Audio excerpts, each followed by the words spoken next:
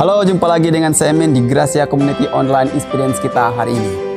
Terima kasih untuk Anda semua, baik Anda yang Kristen maupun Anda yang bukan Kristen, yang selalu setia menyaksikan tayangan kami ini. Saya ucapkan selamat bergabung di Online Experience Kenaikan Tuhan.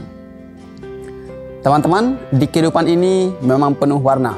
Ada kalanya kita merasakan senang dan bahagia, sukacita karena segala sesuatu yang kita inginkan dan harapkan tercapai dan terpenuhi. Di sisi lain kita bisa merasakan takut, sedih, galau, dan bahkan mungkin putus asa karena hasil tidak sesuai dengan apa yang kita harapkan dan inginkan. Sehingga kita merasa panik dan seolah-olah semua jalan buntu dan tidak ada pertolongan dari manapun. Kita tidak pernah merasa kenyang jika kita tidak pernah merasakan apa itu lapar. Kita tidak bisa merasakan apa itu cukup jika kita tidak pernah merasakan bagaimana tidak punya uang dan bagaimana susahnya mendapatkan uang untuk kehidupan sehari-hari. Semua itu adalah warna dalam kehidupan ini yang harus kita lalui, dan percayalah bersama Tuhan kita bisa melewati semua dengan baik, sebab berkat Tuhan untuk kita itu cukup. Berkat kenaikan Tuhan, sebentar Ibu Pendeta Lewis akan menyampaikan kebenaran firman Tuhan untuk kita semua. Namun sebelumnya, Living akan menyapa kita semua dan dilanjutkan dengan rekan saya, Ruth dan Gita, bersama dengan GCC Band akan menyanyikan sebuah lagu dengan judul Takkan Pernah Terlambat Pertolonganmu. Dan untuk informasi, tayangan khotbah dan pujian hari ini adalah rekaman ibadah minggu lalu. Dan semuanya telah melalui protokol kesehatan yang ketat. Jadi, jangan kemana-mana dulu, tetap stay di channel ini. Tuhan Yesus memberkati.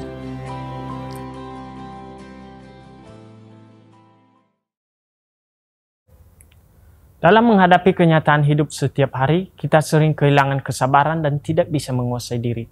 Mulai dari nunggu antrian, nunggu lampu merah, ditambah dengan tantangan atau masalah yang kita hadapi dalam pekerjaan, dalam keluarga, dan lain-lain, yang bisa membuat kita semakin hilang kesabaran dan gagal untuk menguasai diri, yang dampaknya bisa membuat kita bertindak salah, serta merugikan diri sendiri. Bapak Ibu, bersabar menjadi hal yang semakin tidak mudah ketika kita menghadapi situasi yang sulit. Tidak mudah bukan berarti tidak bisa, tetapi penuh perjuangan. Salomo selama hidupnya ia memenangkan banyak hal, tapi ternyata dia gagal menguasai dirinya, khususnya masalah seksualitas. Menguasai diri bukan perkara yang mudah. Kalau begitu bagaimana kita bersabar dan menguasai diri? Yaitu perlu menang atas diri sendiri. Menang atas diri sendiri merupakan kemampuan seseorang untuk mengendalikan diri dalam menghadapi segala situasi. Salomo orang yang sangat berhikmat, tetapi bergumul tentang kesabaran dan penguasaan diri.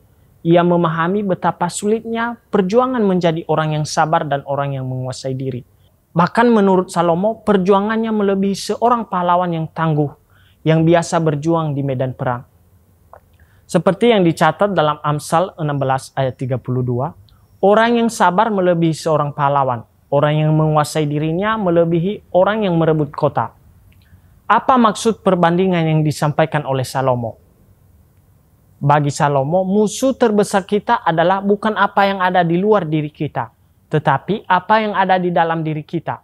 Ternyata seorang pahlawan dan orang yang merebut kota berjuang melatih kekuatan fisik supaya bisa menang melawan musuh yang ada di luar dirinya.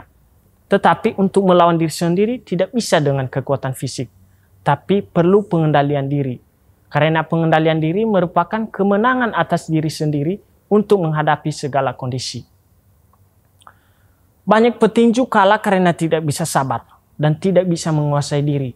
Mungkin karena terlalu bersemangat berada di area pertandingan, sehingga dengan buru-buru ia menghadang lawan tanpa mempelajari gerak lawan terlebih dahulu. Sehingga ketika ia sudah melakukan semua perlawanannya dan ia capek dan kemudian dengan mudah diserang oleh lawan, maka petinju kalah karena tidak bisa sabar dan tidak bisa menguasai diri. Maka yang perlu dilatih bukan hanya fisik saja, tapi perlu juga pengendalian diri, supaya sebelum bertanding ia sudah menang atas dirinya sendiri. Bapak Ibu semua, hal praktis yang bisa kita lakukan untuk menang atas diri sendiri yaitu peka pada apa yang sering membuat kita kalah. Misalnya, kita sering kalah dalam hal kemarahan. Maka kita cari solusi untuk menang atas hal itu. Mungkin dengan cara mempertimbangkan risiko dari kemarahan itu, sehingga bisa menolong untuk meredakan kemarahan yang ada di dalam diri kita. Lionel Messi salah satu pemain bola terbaik di dunia. Tetapi ia mempunyai kebiasaan yang menuai kritikan buruk dari teman-teman timnya dan juga pelatihnya. Di mana ada momen ia berjalan santai pada saat pertandingan dan tidak mengejar bola pada tim lawan. Dan pada saat dia ditanya apa alasannya melakukan hal tersebut.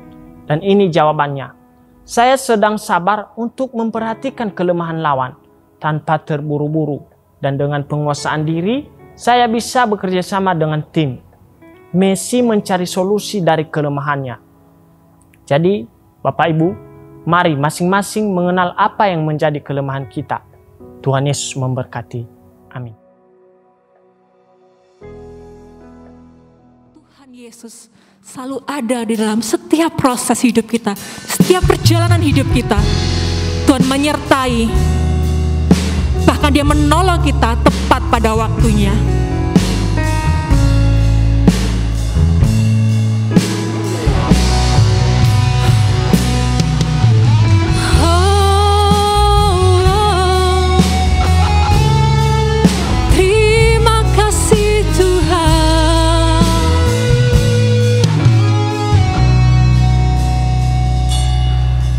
Tak pernah tinggalkan perbuatan tangan-Mu, Yesus, Kaulah penciptaku. Sehelai rambutku jatuh, Engkau pun tahu, Yesus, Kau pedulikanku.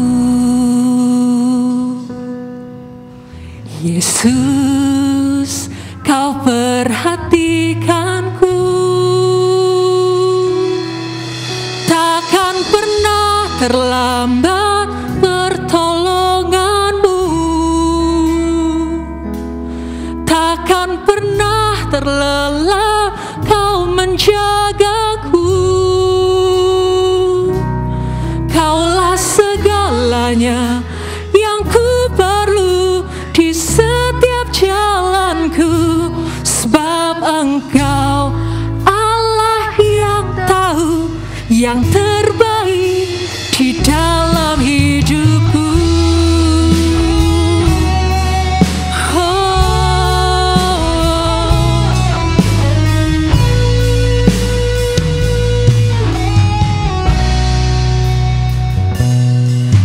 Tak pernah tinggalkan perbuatan tangan-Mu, Yesus, Kaulah penciptaku. Sehelai rambutku jatuh, Engkau pun tahu, Yesus, Kau pedulikanku. Amin. Yesus, Kau perhatikanku. Takkan pernah terlambat pertolongan-Mu, takkan pernah terlelap Kau menjagaku.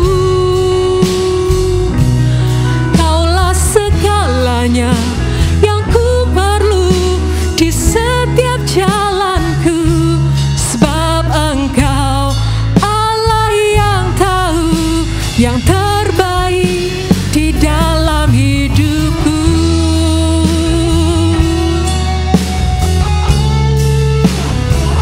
Kita mau belajar bersama-sama Bapak Ibu. Dinyatakan tak pernah tinggalkan, tak pernah tinggalkan perbuatan tangan-Mu, Yesus, Kau penciptaku. Kaulah penciptaku. Sehelai rambutku jatuh, Engkau pun tahu, Yesus, Yesus, Kau pedulikanku. Yesus, Yesus, Kau perhatikanku. Kita bangkit berdiri bersama-sama Bapak Ibu. Takkan pernah terlambat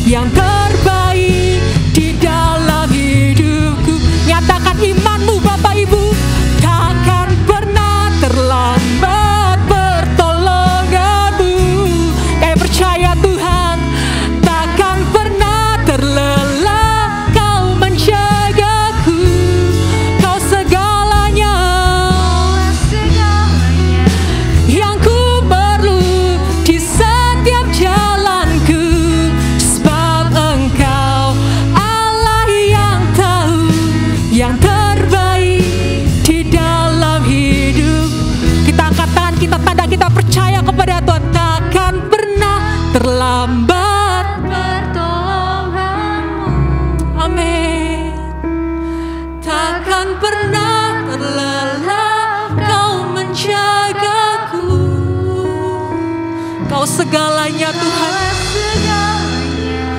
Yang ku perlu di setiap jalan, sebab Engkau Allah yang tahu yang terbaik di dalam hidupku.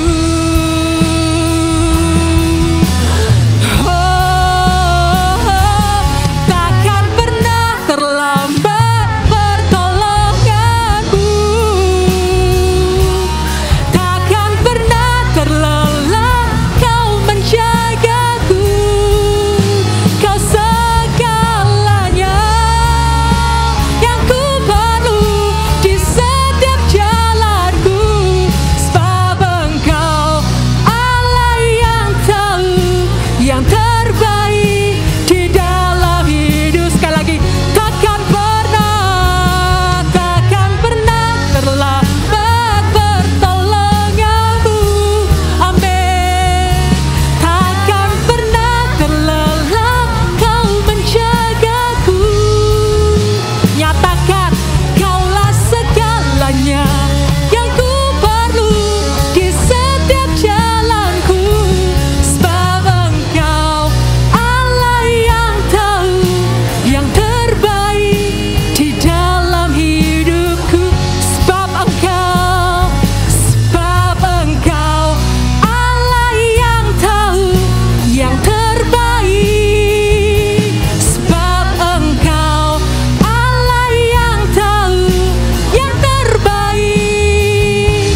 Sebab Engkau Allah yang tahu yang terbaik di dalam hidupku. Beri kemuliaan bagi Tuhan kita. Terima kasih Tuhan. Pagi hari ini Tuhan. Selamat sore Bapak Ibu semuanya. Kita berbahagia sekali karena dapat beribadah bersama-sama pada sore hari ini. Saudara-saudara, kita berbahagia karena sore ini kita bisa beribadah bersama untuk memperingati hari kenaikan Tuhan Yesus ke surga. Ada beberapa hari raya Kristen yang kita peringati, ya. Yang pertama itu Natal. Semua orang kenal Natal apa? Yaitu kelahiran Tuhan, ya. Kelahiran Tuhan Yesus sebagai juru selamat ke dunia. Lalu kita juga memperingati Jumat Agung, memperingati penderitaan dan kematian Tuhan Yesus untuk melakukan penebusan dan keselamatan terbesar bagi seluruh umat manusia di dunia ini. Tuhan Yesus rela menderita sampai mati dengan satu tujuan, supaya kita semua selamat tanpa hukuman Tuhan. Ya, 3 hari setelah kematian Tuhan Yesus mengalami kebangkitan, dan itu yang disebut Paskah, yang artinya kemenangan. Saudara-saudara, antara kebangkitan dan kenaikan Tuhan Yesus ke surga, Tuhan Yesus masih hidup di dunia ini selama 40 hari bersama-sama dengan murid-muridnya. Tujuannya apa? Tujuannya adalah untuk membuktikan bahwa Tuhan Yesus betul-betul bangkit dari antara orang mati. Dan Tuhan Yesus memberi pesan kepada murid-murid supaya mereka tetap kuat, supaya mereka tetap berjuang. Dan sesudah itu Tuhan Yesus naik ke surga. Ya, dan itu yang disebut kenaikan Tuhan ke surga yang hari ini kita peringati. Lewat 10 hari terjadi Pentakosta. Sesudah kenaikan Tuhan ke surga, ada 10 hari di mana murid-murid berkumpul untuk berdoa, memohon supaya Roh Kudus mengurapi setiap pribadi, dan itu yang disebut dengan Pentakosta. Tuhan Yesus mencurahkan Roh Kudus-Nya sehingga terjadilah gereja Tuhan di bumi ini. Jadi 10 hari yang akan datang kita akan memperingati Pentakosta. Pentakosta itu artinya ulang tahunnya gereja, ya. Karena gereja berdiri di atas muka bumi ini dan gereja menjadi wadah bagi orang-orang yang percaya kepada Tuhan. Saudara-saudara, kenaikan Tuhan Yesus ke surga merupakan peristiwa yang sungguh-sungguh terjadi. Bukan lombo-lomboan ya. Ya, tapi benar-benar terjadi. Dan peristiwa kenaikan Tuhan ke surga itu tertulis dalam kitab suci. Kita bisa menyaksikannya. Dan kalau ada orang yang tidak percaya tentang kenaikan Tuhan ke surga, berarti dia tidak percaya kepada firman Tuhan. Ya, yang kedua, kenaikan Tuhan ke surga itu merupakan kenaikan yang bersifat jasmani. Kebangkitannya, kenaikannya ke surga, kedatangannya kelak ke dalam dunia ini yang kedua kalinya, itu semua bersifat jasmani. Tubuhnya benar-benar naik ke surga, sehingga secara jasmani Tuhan Yesus berada tidak bersama dengan kita lagi, tapi dia berada bersama dengan Bapa di surga.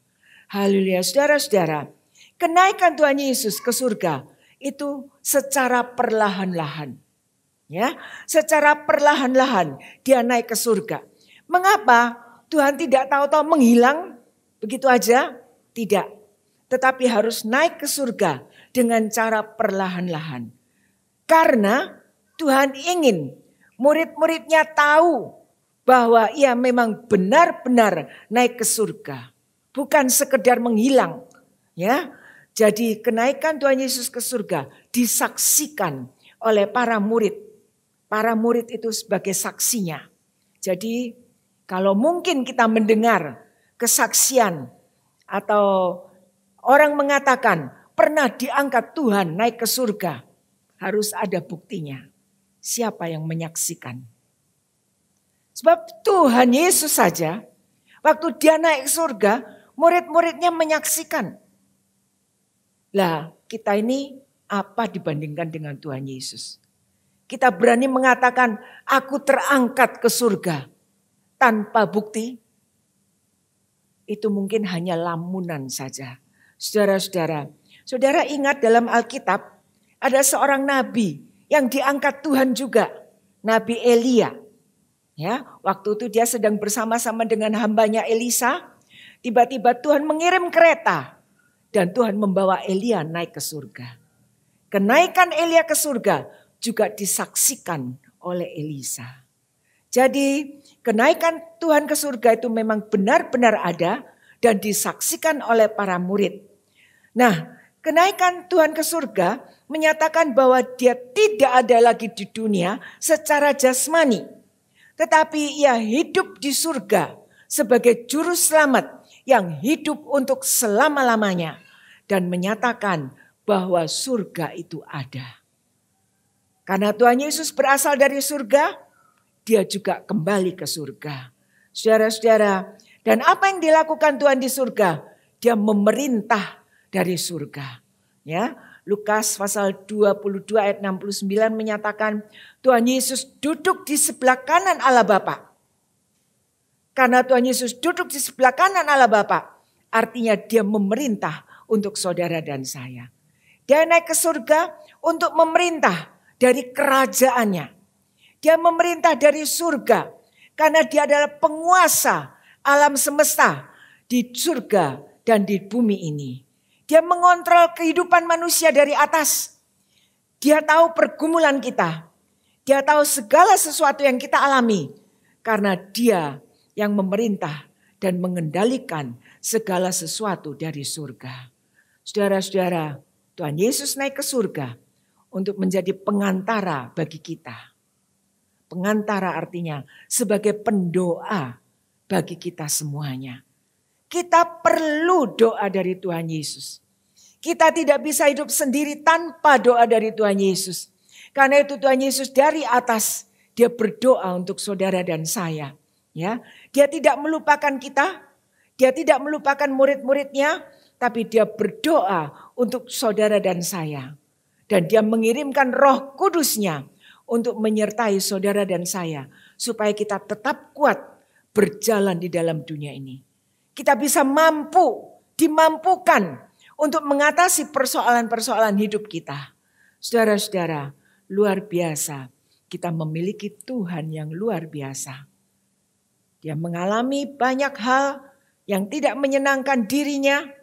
Dia tidak peduli dengan dirinya, tapi dia memperdulikan saudara dan saya. Sampai saat ini, dia tetap mempedulikan kehidupan kita semuanya. Nah, apa yang terjadi saat kenaikan Tuhan Yesus ke surga? Kita akan membaca dalam Lukas pasal 24 ayat 50 sampai 53. Lalu Yesus membawa mereka keluar kota sampai dekat Betania. Di situ ia mengangkat tangannya dan memberkati mereka. Dan ketika ia sedang memberkati mereka, ia berpisah dari mereka dan terangkat ke surga. Mereka sujud menyembah kepadanya. Lalu mereka pulang ke Yerusalem dengan sangat bersukacita. Mereka senantiasa berada di dalam bait Allah dan memuliakan Allah. Amin. Hari kenaikan Tuhan Yesus ke surga merupakan hari di mana Tuhan Yesus berpisah dari murid-muridnya. Saat itu bukan berpisah untuk 3 hari seperti pada waktu kematiannya, tidak. Tapi dia berpisah dengan murid-muridnya untuk selama-lamanya. Berpisah untuk selama-lamanya. Satu perpisahan memang tidak menyenangkan, ya. Satu perpisahan memang sangat menyedihkan. Tetapi itu yang Tuhan lakukan terhadap murid-muridnya. Tetapi ayat 52 kita baca tadi, murid-muridnya berpisah dari Tuhan tidak sedih. Tidak sedih. Apa yang dilakukan murid-murid? Mereka sujud menyembah dan mereka bersukacita. Mengapa mereka bisa bersukacita? Karena murid-murid tahu Tuhan Yesus naik ke surga. Tuhan Yesus berkuasa atas dunia ini. Dan Tuhan Yesus juga akan memerintah dari surga untuk dunia ini. Serta memberkati dunia ini. Apa yang dilakukan Tuhan Yesus saat dia naik ke surga? Kita baca tadi. Yang pertama, murid-murid diberkati. Tuhan mengangkat tangan dan memberkati murid-muridnya. Luar biasa saudara-saudara. Ya, mengangkat tangan dan memberkati murid-muridnya. Semua orang kepingin diberkati Tuhan. Amin. Gak ada orang yang tidak butuh berkat Tuhan. Saya pun butuh berkat Tuhan dalam kehidupan, dalam pelayanan. Ya, kata berkat itu akrab kita dengar. Sering kita dengar. Karena berkat itu merupakan sesuatu yang diharapkan. Sesuatu yang didambakan. Sesuatu yang diinginkan, sesuatu yang dicari supaya kita tetap mendapat berkat dari Tuhan. Berkat itu merupakan karunia Tuhan untuk kita semua. Dan tentunya berkat sebagai karunia Tuhan akan mendatangkan kebaikan bagi kita semuanya. Haleluya, saudara-saudara, Tuhan Yesus pergi dengan meninggalkan berkatnya bagi para muridnya. Memberkati merupakan hal yang biasa dilakukan oleh Tuhan Yesus terhadap murid-muridnya. Dan itu selalu dilakukan oleh Tuhan Yesus. Memberkati, dan memberkati murid-muridnya. Tuhan Yesus sudah memberkati murid-muridnya bukan hanya saat dia pergi ke surga, tetapi selalu. Selalu Tuhan Yesus akan memberkati murid-muridnya. Siapa yang dimaksud dengan murid-murid Tuhan? Murid-murid Tuhan adalah saudara dan saya. Saudara dan saya adalah murid-murid Tuhan. Semua orang yang percaya kepada Tuhan Yesus adalah murid-murid Tuhan. Dan dialah orang yang menerima berkat dari Tuhan. Saudara-saudara, kalau kita adalah pengikut Tuhan yang sungguh-sungguh, maka kita pun akan menyadari dan percaya bahwa Tuhan tidak pernah meninggalkan kita. Tuhan senantiasa memberkati kita. Tetapi sesudah kita diberkati, apa yang kita lakukan dengan berkat yang Tuhan berikan? Kita juga harus belajar memberkati orang lain. Tuhan memberkati kita supaya kita bisa jadi berkat bagi orang lain. Tuhan memberkati kita bukan supaya kita menyimpan berkat itu untuk diri kita sendiri, tidak. Tapi supaya kita bisa bagikan kepada orang lain. Diberkati untuk memberkati. Diberkati untuk memberkati. Saudara-saudara, jangan kita menyimpan berkat Tuhan untuk diri kita sendiri. Kalau kita menyimpan berkat Tuhan untuk diri kita sendiri, berarti hidup kita ini mandul. Karena apa? Karena kita tidak bisa memberkati orang lain. Tapi hidup yang memberkati orang lain adalah hidup yang berbuah. Hidup yang terus mengalirkan berkat dari Tuhan. Saya bersyukur kepada Tuhan. Walaupun gereja ini tidak terlalu kaya, ya, di hadapan manusia, tetapi kita bisa selalu mengadakan berkat demi berkat untuk orang-orang yang ada di sekitar kita. Ini semua kerjasama saudara dan saya. Ini semua kerjasama jemaat Tuhan di tempat ini yang taat kepada perintah Tuhan, diberkati untuk memberkati. Saudara-saudara, yang lalu dalam Lebaran kita membagikan paket-paket beras untuk sekeliling gereja dan juga STT. Sampai beras itu berlebih. Ya, sampai beras itu berlebih. Dan kemarin saya bagikan lagi. Karena apa? Karena saya takut beras itu nanti kutun. Ya kan? Kalau beras itu sudah kutun kan kita memberi orang itu rasanya nggak enak. Ya kan? Jadi saya bagikan lagi. Habiskan. Ya. Karena ini berkat dari Tuhan harus terus disalurkan sampai habis. Saudara-saudara, diberkati untuk memberkati. Kita sedang mengalami hal yang menyenangkan atau tidak? Lalu kita berkata, aku lagi susah. Aku tidak bisa membagi berkat. Itu bukan urusan Tuhan. Senang atau tidak senang, susah atau tidak susah, Tuhan ingin kita jadi berkat dan memberkati orang lain. Tuhan memberkati supaya kita bisa memberkati orang lain. Tahukah saudara bahwa porsi berkat yang Tuhan berikan untuk saudara dan saya itu selalu pas. Ya, nggak pernah lebih, nggak pernah kurang. Cukup sesuai dengan kemampuan kita untuk menerima dan mengelolanya. Tuhan tahu kemampuan saudara dan saya. Tuhan tahu seberapa berkat yang harus diberikan. Dan Tuhan selalu memberikan pas. Tidak lebih dan tidak kurang. Haleluya. Saudara-saudara, Roma 8 ayat 28 mengatakan, kita tahu sekarang bahwa Allah turut bekerja dalam segala sesuatu untuk mendatangkan kebaikan.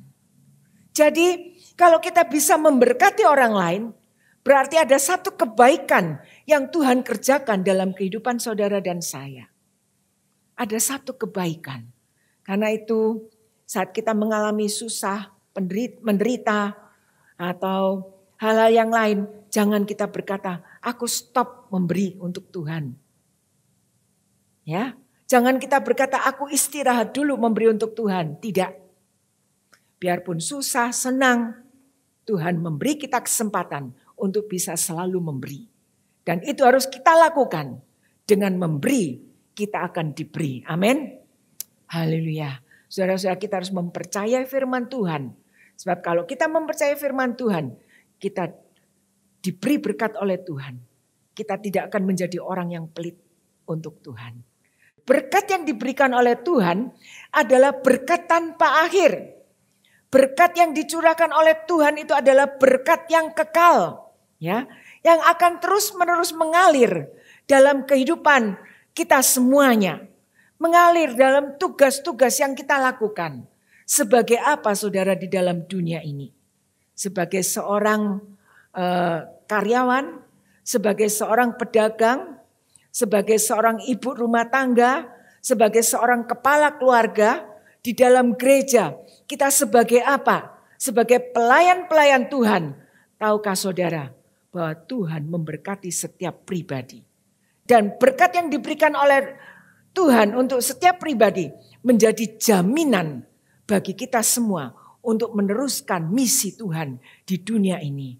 Di tengah dunia yang penuh dengan kegalauan ini.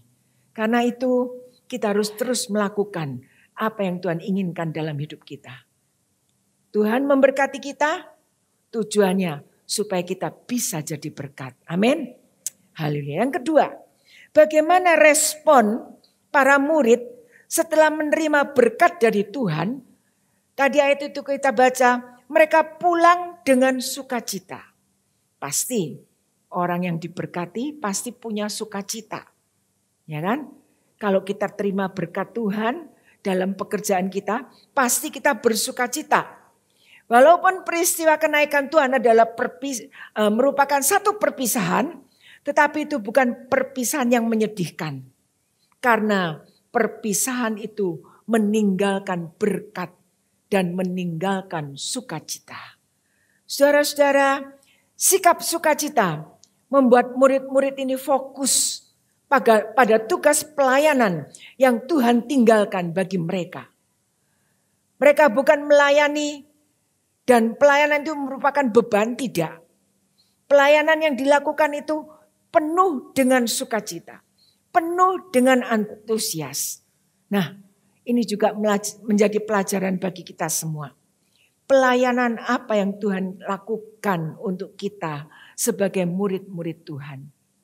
Tuhan mempercayai kita sebuah pelayanan. Mari kita lakukan pelayanan itu dengan kesungguhan hati. Kita mau melayani, ya. Kita mau melayani supaya kita bisa menjadi contoh bagi orang lain untuk juga melayani Tuhan. Ekspresi para murid saat melayani, mereka menyatakan penyembahan kepada Tuhan. Suatu sikap tunduk, suatu sikap taat untuk memuliakan Tuhan dengan sukacita. Mereka senantiasa ada di dalam bait Allah dan beribadah kepada Tuhan. Saudara-saudara, berkat kenaikan Tuhan ke surga memberikan dampak bagi para murid, yaitu mereka fokus terhadap tugas pelayanan dan pekerjaan mereka. Tugas pelayanan bukan beban, tetapi satu sukacita karena punya kesempatan untuk melayani Tuhan. Saudara-saudara, saat Tuhan mempercayakan sebuah pelayanan untuk saudara dan saya, jangan kita menganggap pelayanan itu satu beban. Pelayanan ini menyulitkan. Pelayanan ini menyita waktu, menyita tenaga, menyita segala hal. Kebebasan kita disita. Tapi ketahuilah, pelayanan itu bukan beban. Tapi pelayanan itu berkat yang Tuhan titipkan untuk kita lakukan bagi sesama kita. Ya, Tuhan memberikan sukacita saat kita melayani. Tuhan memberikan berkat-Nya, Tuhan memberikan keberaniannya untuk kita dapat melayani Tuhan. Saudara-saudara, berkat yang diperoleh dalam pelayanan bukan berkat sesaat, tetapi berkat yang kekal yang akan terus mengikuti kehidupan kita. Nah, oleh karena berkat kenaikan Tuhan ke surga itulah gereja Tuhan bisa terus bertumbuh.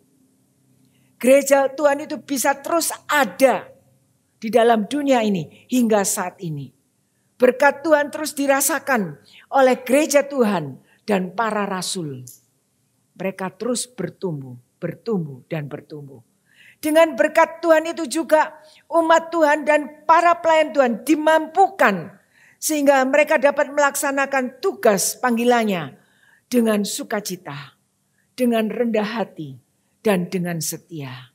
Saudara-saudara, kuasa berkat Tuhan ini membuat para pelayan dikuatkan, dimampukan, fokus terhadap tanggung jawab pelayanan sebagai hamba Tuhan yang diutus dan diberkati oleh Sang Kepala Gereja, yaitu Tuhan Yesus Kristus.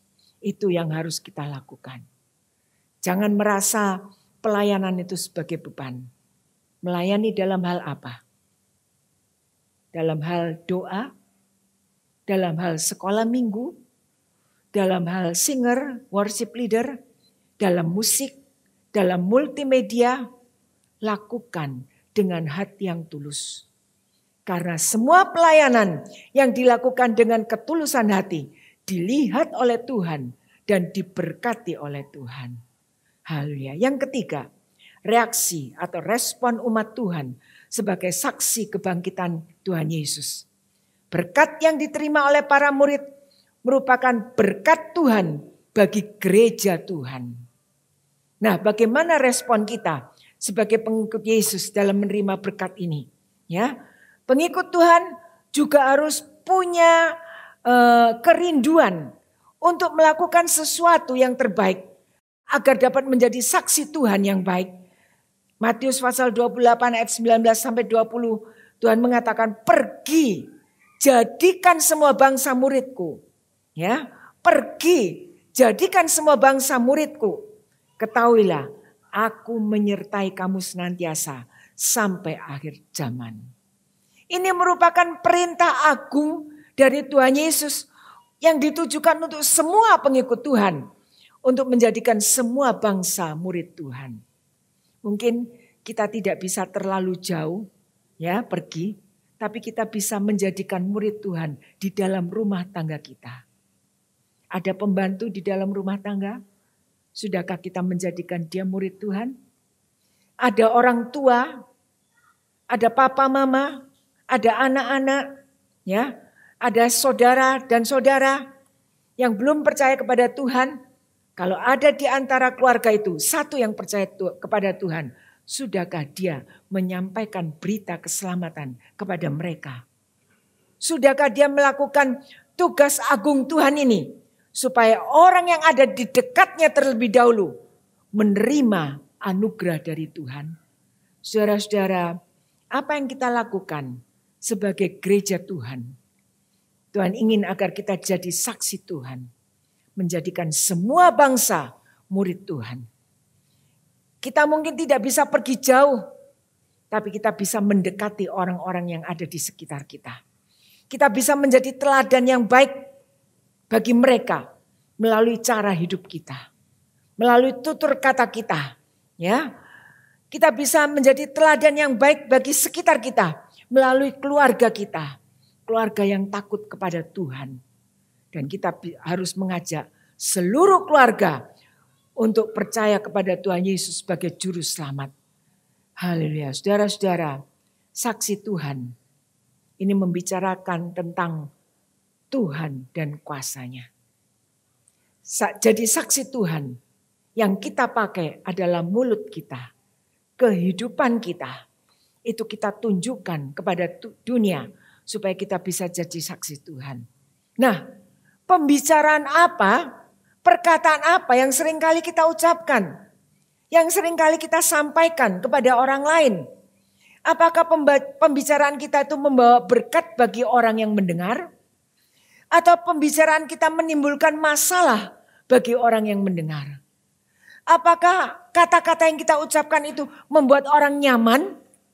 Atau kata-kata yang kita ucapkan itu membuat orang gelisah, bertanya-tanya? Ya, saudara-saudara, biarlah setiap ucapan, pembicaraan kita membangun dan memberkati orang yang mendengarkannya. Mau jadi saksi Tuhan, kita harus belajar memberkati lewat perkataan kita. Setiap keluarga yang diselamatkan juga harus membangun mezbah Tuhan di dalam rumah tangga itu. Pelayanan dan kehidupan bergereja bisa terus menjangkau kalau kita punya keluarga yang diberkati oleh Tuhan. Keluarga yang direstui oleh Tuhan. Keluarga yang dibanggakan oleh Tuhan. Karena itu pelayanan apa saja yang Tuhan percayakan kepada kita, lakukan tugas itu dengan setia dan penuh tanggung jawab. Ya, saya waktu ke Perth, saya 4 minggu berturut-turut mengikuti ibadah di The Rocks Perth. Pelayanan itu dilakukan mulai dari anak remaja, dewasa, sampai orang tua. Mengapa saya katakan demikian? Sebab saya menyaksikan yang muda-muda luar biasa. Mereka menyambut itu jemaat yang hadir, silakan om, tante, good morning, apa macam-macam bahasa Inggrisnya ya. Ada yang jadi satpam di luar area, ada yang jadi tukang parkir, mereka pakai itu alat-alat tukang parkir yang menunjukkan karena jemaatnya memang banyak, parkirnya itu moro kalah, saudara-saudara. Ya, parkir di depan gereja sampai di belakang semuanya dan teratur rapi. Ya, ada yang pelayanan F&B, orang tua loh, bos, dia ngelayani anak-anak kecil. Mau minum apa? Teh, kopi, air putih, diambilkan 1 cangkir. Lalu dikasih cookies, dijapitkan cookies, diambilkan 1. ya, dikasih tisu. Lalu kalau anak itu minta 2, orang itu berkata apa? 1 aja cukup ya buat yang lainnya. Jadi tidak sampai menyinggung perasaan anak itu. Benar-benar diberi pengertian. Dan luar biasanya ada seorang bos ya. Saya tahu orang ini lama ya. Dia itu pelayanannya apa? Ngangkati sampah. Kan di sana minum pakai itu ya kertas apa? Gelas kertas selesai dibuang, Sampah diikat, diganti yang baru, diikat lagi sampai numpuk. Saya lihat waktu keluar dari gereja ada 17 kantong yang gede-gede.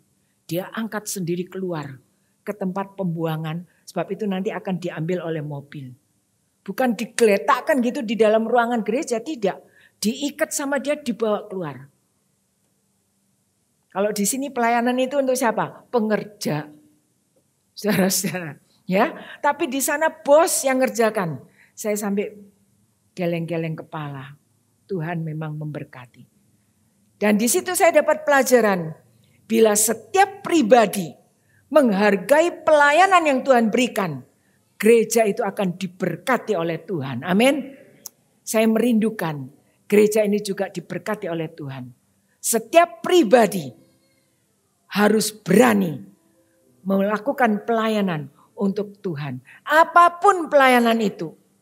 Ya, apapun pelayanan itu, yang halus, yang kasar, kalau itu Tuhan kehendaki, Tuhan akan memberkati pelayanan saudara dan saya. Amin. Mari kita berdoa. Segala pujian, hormat, kemuliaan hanya kami berikan kepada Tuhan yang maha suci, maha kuasa, maha pemurah, maha perkasa. Hari ini Tuhan, kami bersyukur kami bisa memperingati hari kenaikan Tuhan ke surga. Karena memang Tuhan berasal dari surga. Dan kenaikan Tuhan ke surga untuk menyediakan tempat bagi kami di rumah Bapa Surgawi. Karena Tuhan berjanji akan datang kembali kelak untuk menjemput kami. Selama Tuhan memberi kami kesempatan hidup di dunia ini, kami ingin memiliki hubungan yang akrab dengan Tuhan, agar hidup kami diperhatikan, disertai, dan diberkati oleh Tuhan. Jadikan kami semua saksi Tuhan, dimanapun kami berada, untuk memberitakan kabar sukacita, keselamatan bagi sesama yang belum pernah mendengar tentang Tuhan Yesus. Pakailah hidup ini terus Tuhan, untuk menyebarkan bau harum bagi kemuliaan nama Tuhan. Melalui pribadi kami, tugas pekerjaan, pelayanan sehari-hari, bahkan rumah tangga kami. Semua itu dapat terlaksana kalau Roh Kudus menyertai kami. Terima kasih Tuhan untuk kesempatan bagi kami pada hari ini. Seperti Tuhan memberkati murid-murid, Tuhan juga akan terus memberkati kami semua. Memberikan sukacita yang selalu kami harapkan. Terima kasih Bapak. Sekarang Tuhan, kita akan menadahkan tangan. Berkatilah semua anak-anak-Mu. Berkatilah rumah tangga mereka. Berkatilah anak-anak yang menyertai dalam rumah tangga itu. Berkati usaha pekerjaan, perjuangan hidup yang sedang dilakukan. Kami berdoa supaya kami boleh terus berjuang bersama dengan Tuhan. Dan kami juga berdoa bagi mereka yang belum mempunyai pasangan hidup. Tuhan akan memberkati dan Tuhan akan memberikan jodoh pasangan hidup yang tepat. Saudara-saudara, percayalah akan janji Tuhan. Dan Tuhan memberkati engkau. Tuhan melindungi engkau. Tuhan menyinari engkau dengan wajah-Nya dan memberikan kasih karunia. Tuhan menghadapkan wajah-Nya kepadamu dan memberikan damai sejahtera. Berkat dari Allah Bapa, Allah Anak dan Allah Roh Kudus menyertai selalu sampai Maranatha. Tuhan Yesus datang kembali yang kedua kalinya.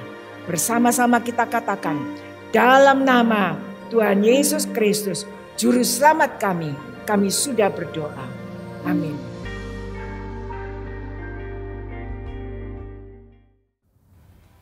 Terima kasih untuk Ibu Pendeta Lewis untuk renungan firman Tuhan yang sudah menguatkan dan mengingatkan kami semua bahwa Tuhan selalu tahu porsi berkat untuk kita semua. Terima kasih juga untuk semua tim dan rekan-rekan GCC Purwokerto. Anda semua luar biasa. Salam kompak selalu.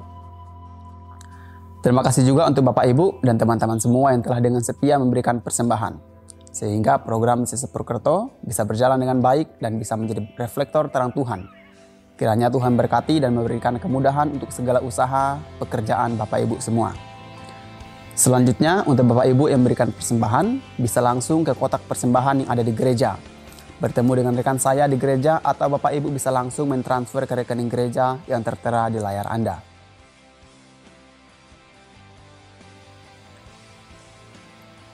Teman-teman, walaupun pandemi sudah mereda, tapi mari tetap kita patuhi protokol kesehatan yang ada, yaitu dengan menggunakan masker saat berada di luar ruangan tertutup, cuci tangan pakai sabun, dan hindari kerumunan. Lindungi diri Anda, keluarga, dan Indonesia. Saya Emen, sampai jumpa di online experience kita Jumat depan. Salam sehat, Tuhan Yesus memberkati.